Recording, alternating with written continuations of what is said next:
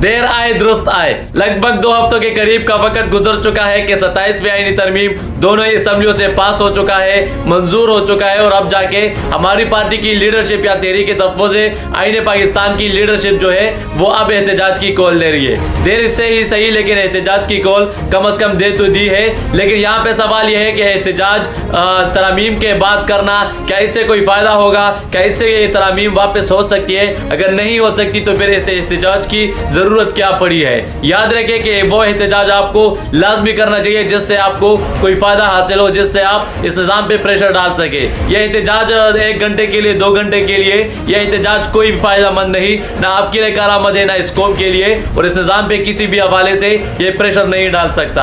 अब वक्त है मायने खेज एहतजाज का, अब वक्त है मायने खेज तहरीक का और नतीजा खेज तहरीक का, जिससे कोई नतीजा मिले इस कौम को भी और इस निज़ाम को भी। याद रहे कि इस 2 घंटे के एहतजाज से आप लोगों को कुछ नहीं मिलने वाला, सिर्फ आप अपना टाइम ज़ाया कर रहे हैं।